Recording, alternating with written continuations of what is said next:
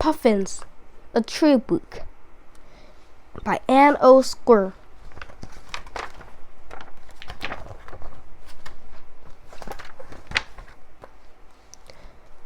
A colorful bird. It takes just one look at a puffin's colorful beak and bright orange feet to see why this bird is called the clown of the ocean. Early sailors gave puffins the nickname sea parrots.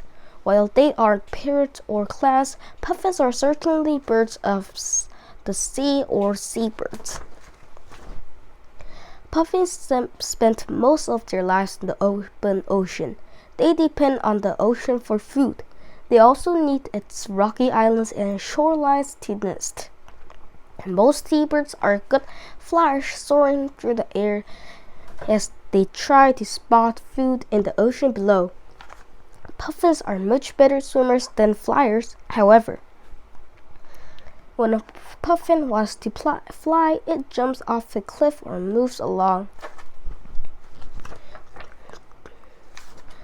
the water surface until it gains enough speed to take off. A puffin flies through the air and swims in the ocean. Then it flaps its wings as fast as possible to keep a small, thick body in the air. An Atlantic puffin flies along the water surface before taking off. The puffin in the air. A puffin can fly very fast in a straight line. It can travel 48 to 55 miles, 77 to 89 kilometers per hour. A rapid rate of flapping allows the puffin to fly so quickly. However, small wings keep the puffin from being able to change course easily in the air. That's why the puffin can't do any takeoffs and makes hard landings. The penguin, another well-known seabird, cannot fly at all. A puffin landing. When a puffin spots a fish, it dives underwater. Puffins use their wings to move through the water and its large webbed feet to steer. Puffins seep easily through the water. It is hard to imagine that the bird cannot fly as well as it swims. If you think about it, you'll realize that no bird can be good at both flying and swimming. Birds that are champion flyers need to be very light. Their bodies are small compared with their wings, and their bones are hollow. A tufted puffin looks for fish in the water. A bird needs a very different body to swim and dive underwater.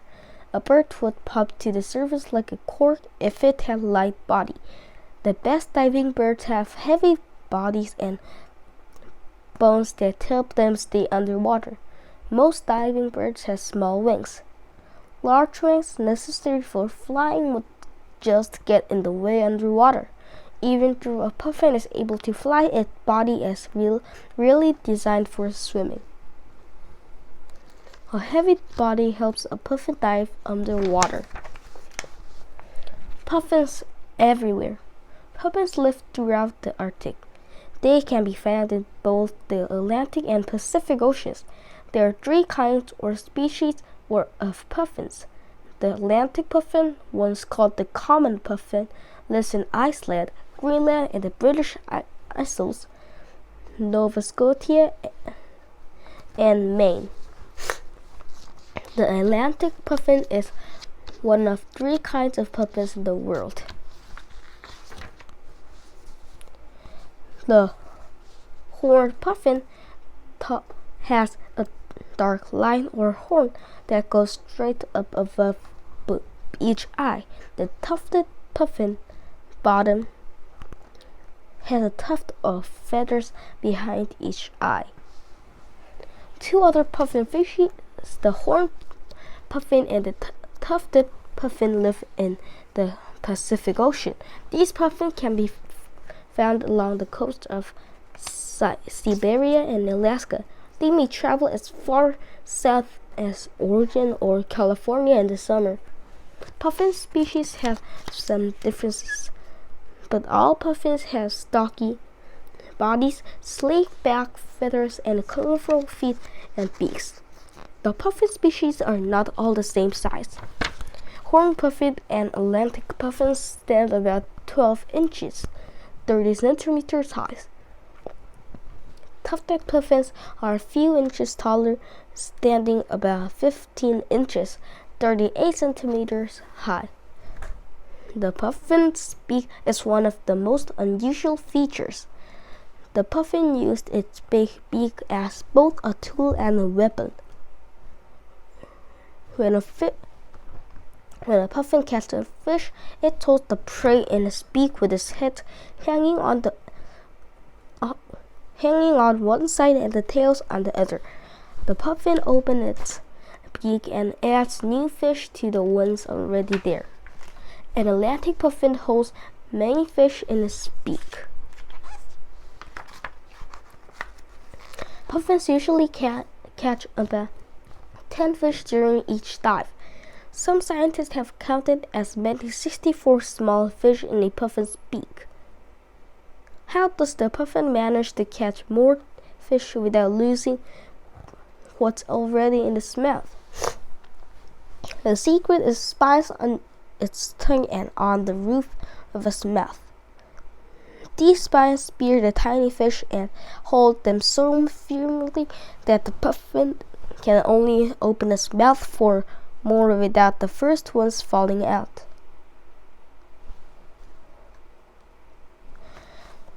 Spines on the tongue and the roof of the mouth can help the puffin carry fish.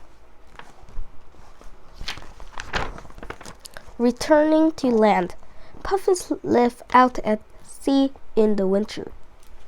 During that time, they cast off or molt their glossy black feathers. They also shed the top colorful layer of beak.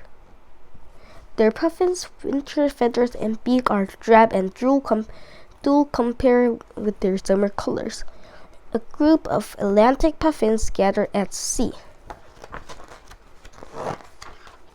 Everything changes as summer approaches. The puffin's beak and feet turn a vivid orange to prepare the breeding season. Males have bigger and brighter beaks than females. The colorful beaks help the female puffins choose and identify mates. The puffin begins the journey back to the island or shore when it was born.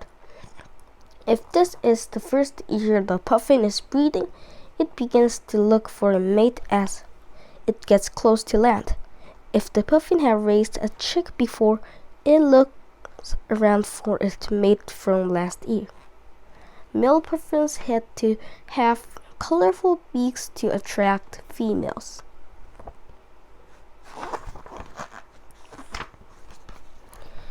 Once the puffins have paired up, they prepare their nest.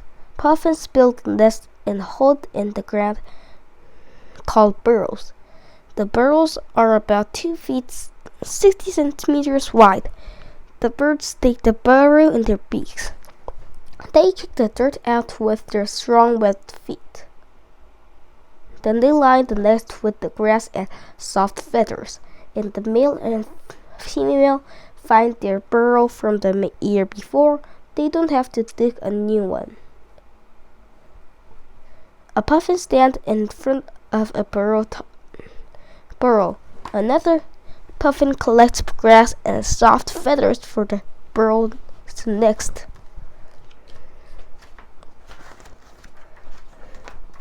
While they are working on the nest, the male and female puffins bow to each other, dance, and tap their bright beaks together.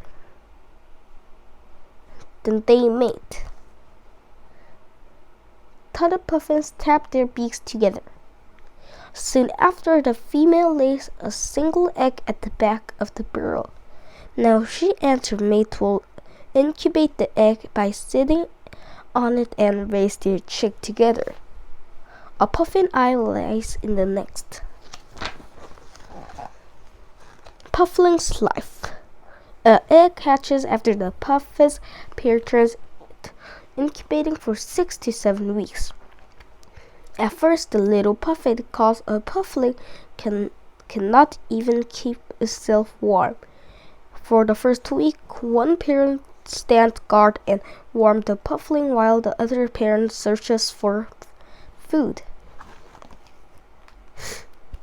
After the first week, the puffling is able to stay in the burrow alone. It still depends on its pair for food. They must catch as many fish as they can to feed their chick. A new puffin chick needs its parents for warmth and food. Puffin parents sometimes make 10 trips a day from the ocean back to the burrow with food for the fast-growing puffling. When they return to land, they drop the load of fish near the opening of the burrow so the little bird can find it easily. While it is young, the puffling spends all its time in the burrow. It never goes out into the sunshine. The outdoors is dangerous for puffin chicks. Gulls and other seabirds consider them a tasty meal. This puffling is 1 month old.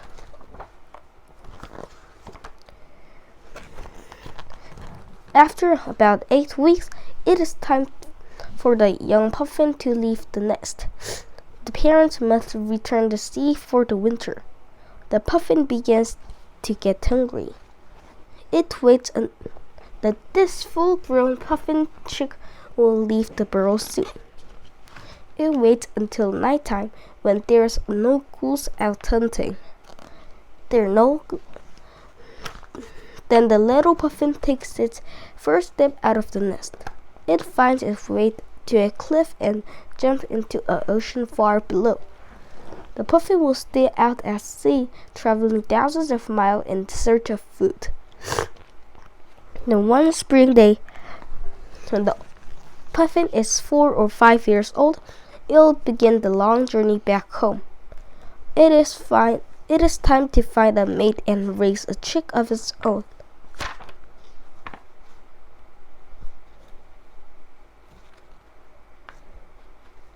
Puffins and people.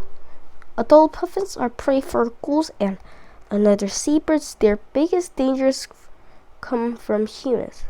People in the Arctic have hunted puffins for centuries. In the past, people used dogs to dig birds from their burrows. They also used long nests that look like lacrosse sticks to catch puffins. A puffin catcher in Iceland snares the puffins with his nest.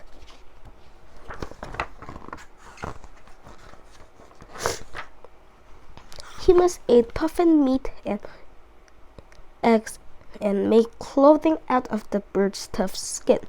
In May, early settlers hunted and killed so many puffins that by 1900 the birds nearly disappeared.